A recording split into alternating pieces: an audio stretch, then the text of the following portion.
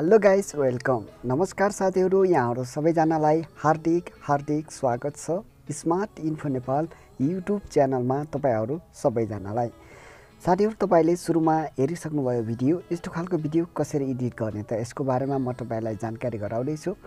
भिडियोलाई लाइक गर्नुहोस् साथीहरू, भिडियो सुरु गर्नुभन्दा अगाडि। अनि च्यानलमा नयाँ हुनुहुन्छ भने सब्स्क्राइब गर्नुहोस्। जो साथीहरूले सब्स्क्राइब गर्नुभएको छ तपाईँ सबैलाई धेरै धेरै धन्यवाद। साथीहरू नयाँ हुनुहुन्छ भने सब्स्क्राइब गर्न नभुल्नुहोला, किनकि म तपाईहरूलाई मोबाइल सम्बन्धी गरिने विभिन्न कामहरू र यसै गरी मोबाइल सम्बन्धी जानकारीहरूको बारेमा लिएर आउने गर्दछु यस्तै भिडियोहरू। ल त साथीहरू, ढिलाइ नगरी भिडियोलाई सुरु गरौँ। भिडियो लामो होला जस्तो छ, ल सुरु गरौँ। साथीहरू, भिडियो सुरु गर्नुभन्दा अगाडि तपाईँलाई सानो रिक्वेस्ट, तपाईले अहिलेसम्म यो भिडियोलाई लाइक गर्नुभएको छैन भने यहाँनिर तपाईले लाइकको आइकन देख्न सक्नुहुन्छ। यसमा एकचोटि क्लिक गरेर एक लाइक गर्नुहोला। र साथीहरू, तपाईले हाम्रो च्यानललाई सब्स्क्राइब गर्नुभएको छैन भने यहाँनिर सब्स्क्राइबको आइकन देख्न सक्नुहुन्छ। यसमा एकचोटि क्लिक गर्नुहोला। क्लिक गरिसकेपछि साथीहरू तपाईले साइडमा देख्न सक्नुहुन्छ यो बेल आइकन देख्न सक्नुहुन्छ। यसमा एकचोटि क्लिक गर्नुहोला। यहाँ क्लिक गरिसकेपछि तपाईले अल नोटिफिकेसनमा एकचोटि क्लिक गरिदिनुहोला।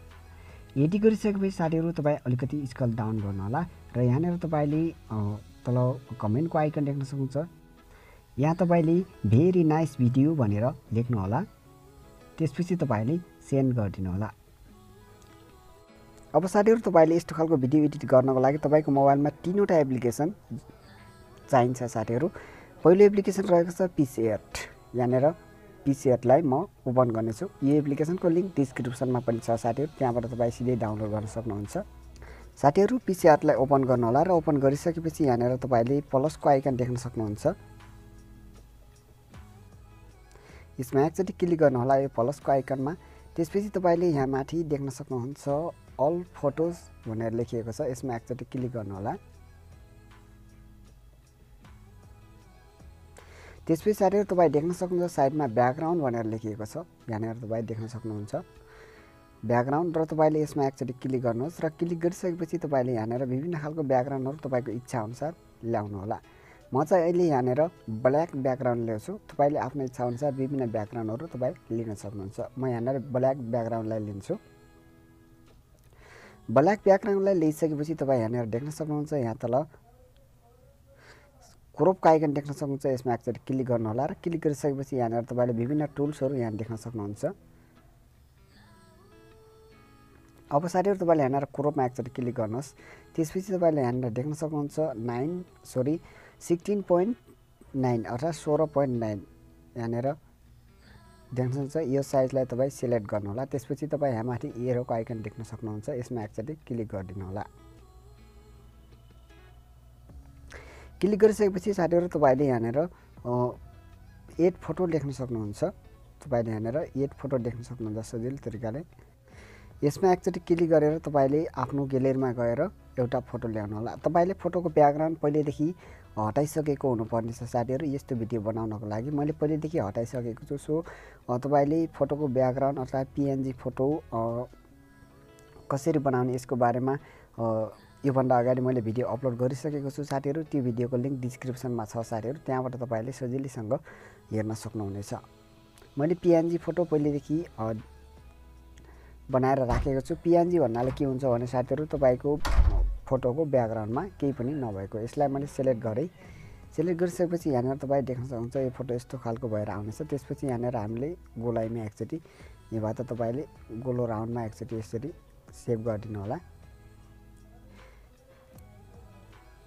यो पिएनजी फोटो हो साथीहरू। यहाँनिर देख्न सक्नुहुन्छ तपाईँले यो फोटो आएको छ। आइसकेपछि तपाईँले यहाँनिर इफेक्ट्स देख्न सक्नुहुन्छ। यहाँ तल ध्यान दिएर हेर्नुहोला। इफेक्ट्समा क्लिक गरिसकेपछि तपाईँ यहाँनिर कलर देख्न सक्नुहुन्छ। कलरको आइकनमा एकचोटि चुज गर्नुहोला यहाँ। त्यसपछि तपाईँले यहाँ देख्न सक्नुहुन्छ यहाँ एउटा कलर रहेको छ ब्ल्याक एन्ड व्हाइट। यो कलरलाई तपाईँ चुज गर्नुहोला। यहाँनिर तपाईँले एडजस्टमेन्ट गर्न सक्नुहुन्छ ब्ल्याक एन्ड व्हाइट। जति तपाईँले व्हाइट गरिदिनु भयो त्यो राम्रो हुनेछ। मैले यहाँनिर पुरै व्हाइट गरिदिन्छु। पुरै व्हाइट गरिदिएँ। त्यसपछि तपाईँको फोटो यस्तो खालको भएर आउनेछ साथीहरू। यति गरिसकेपछि तपाईँले यहाँ माथि राइटको आइकन देख्न सक्नुहुन्छ। यसमा एकचोटि क्लिक गर्नु होला। क्लिक गरिसकेपछि तपाईले हेरो देख्न सक्नुहुन्छ। यसमा एकचोटि क्लिक गरेर यहाँनिर ए डाउने छ, यसलाई क्लोज गरिदिनु होला। यदि तपाईको मोबाइलमा इन्टरनेट कनेक्ट छ भने ए डाउने छ। त्यसपछि तपाई यो फोटोलाई सेभ गरिदिनुहोस्। यो फोटो सेभ भइसकेको छ साथीहरु। अब तपाई पिक्सल्याब एप्लिकेसनमा जानु होला। यो एप्लिकेसनको लिंक पनि डिस्क्रिप्सनमा छ। पिक्सल्याब एप्लिकेसनमा जानु होला। यहाँनिर मैले पहिलेदेखि फोटो बनाउँदै गरेको थिएँ, त्यही भएर यहाँनिर यस्तो देखाइएको छ। साथीहरु तपाईले पिक्सल्याबलाई ओपन गरिसकेपछि यहाँनिर यस्तो खालको इन्टरफेस देख्न सक्नुहुन्छ र यो तपाईले यहाँनिर न्यू टेक्स्ट भनेर लेखिएको छ, यसलाई तपाई डिलिट गरिदिनु होला। त्यसपछि साथीहरु तपाईले यहाँनिर यहाँनिर इमेज साइज भनेर लेखिएको छ, यसमा एकचोटि क्लिक गर्नु होला र यहाँ माथि बक्सको आइकन देख्न सक्नुहुन्छ सजिलो तरिकाले। यसमा एकचोटि क्लिक गरेर तपाईले यहाँनिर ब्यानर साइज ल्याउनु होला। यहाँ चाहिँ तपाईले युट्युब थम्बनेल भन्ने एउटा साइज छ, यसमा एकचोटि क्लिक गर्नु होला। त्यसपछि तपाईले ओके गरिदिनु होला। त्यसपछि साथीहरु तपाईले यति गरिसकेपछि यहाँनिर तपाई देख्न सक्नुहुन्छ PNG को एउटा थम्बनेल रहेको छ, यसलाई क्लिक गर्नुहोस्। अब साथीहरु यति गरिसकेपछि तपाई यहाँ माथि देख्न सक्नुहुन्छ प्लसको आइकनमा गएर एकचोटि तपाईले आफ्नो ग्यालेरीमा गएर फोटो ल्याउनु होला।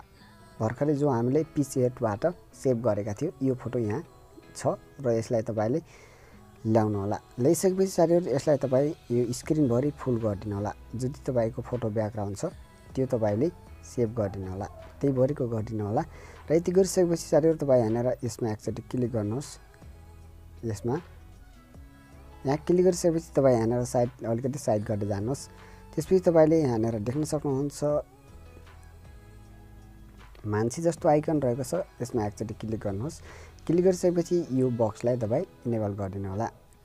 इनेबल गरिसकेपछि तपाईको इच्छा अनुसार तपाईले एडजस्टमेन्ट गर्न सक्नुहुन्छ। म चाहिँ अहिले केही पनि गर्दिन किनकि यो अलरेडी ठीक छ साथीहरु। यसलाई तपाई अलि सेन्टर गर्न सक्नुहुन्छ, थोरै जुम गरेर सेन्टर गर्न चाहेको खण्डमा।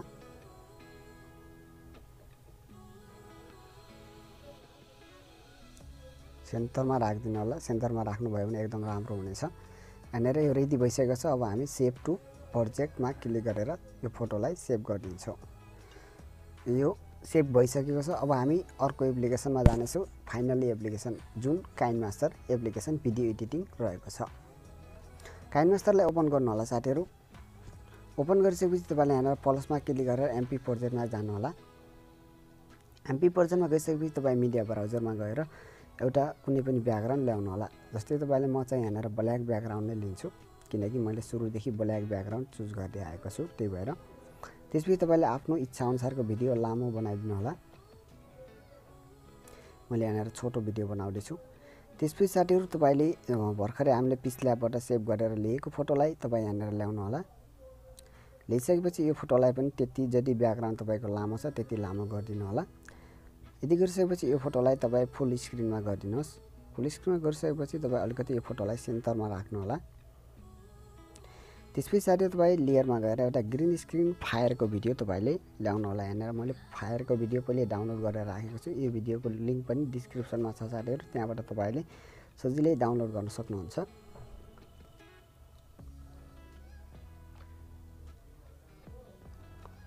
भिडियो यहाँनिर फायरको इमेज रहेको छ, जहाँबाट तपाईको भिडियो सुरु हुन्छ, फायर सुरु हुन्छ, त्यहाँनिर तपाईले कट गरिदिनु होला।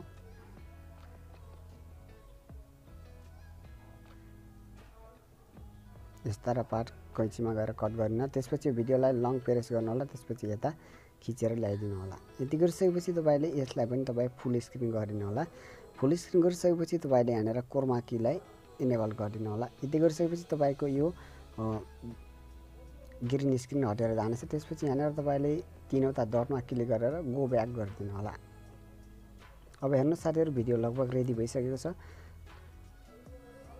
अब फेरि यहाँनिर यसलाई यतिमा कट गरेर अर्को डुप्लिकेट बनाएर ल्याउने छौं हामीले। यसलाई कट गर्यौं र यसलाई हामी यहाँ ल्यान्छौं। त्यसपछि साथीहरु तपाईले यसलाई यहाँनिर रोटेटमा गएर रोटेट गर्नु होला। त्यसपछि तपाईले यसलाई घुमाइदिनुहोस्। अब साथीहरु तपाईको फोटो यहाँनिर यो अलिकति बाहिर आएको छ। यसलाई फेरि तपाईँ गो ब्याक गरिदिनु होला। यहाँनिर गो ब्याक गरिदिनुहोस्। अब हेरौँ कस्तो हुन्छ, प्ले गरेर हेरौँ। त्यसरी साथीहरू तपाईँको भिडियो यहाँनिर आइसकेको छ। यहाँनिर यो चाहिँ बाहिर भएको छ, यसलाई गो ब्याक गरिदिउँ।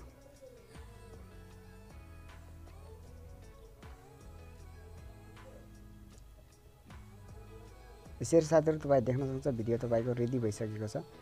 यहाँनिर यसरी तपाईँको भिडियो बनाउन सक्नुहुन्छ। अलिकति यहाँनिर ग्रिन हरियो देखिएको छ। यस फायरमा तपाईँले यसलाई कलर फिल्टरमा गरेर एडजस्ट गर्न सक्नुहुन्छ। यहाँबाट सजिलो तरिकाले तपाईँले यसरी बनाउनु होला साथीहरू।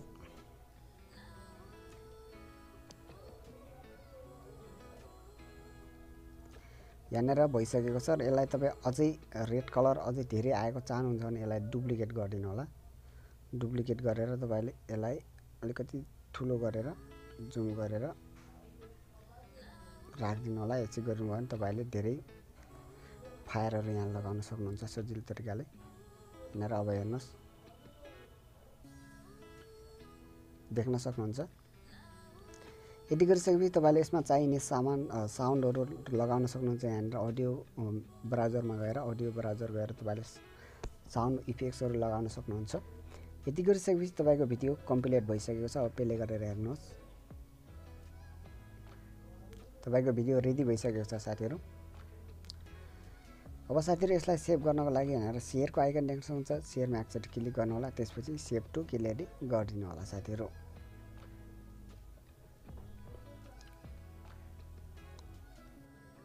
भिडियो सेभ भइसकेको छ साथीहरू। हुन्छ साथीहरू, आजको यो भिडियोमा यति मात्रै जानकारी रहेको थियो। अर्को भिडियोमा तपाईँलाई फेरि भेट्नेछु। भिडियो कस्तो लाग्यो, जस्तो लाग्यो त्यस्तै कमेन्ट गर्नुहोला। अर्को भिडियोमा फेरि भेटौँला। छुट्टिन्छु। नमस्ते।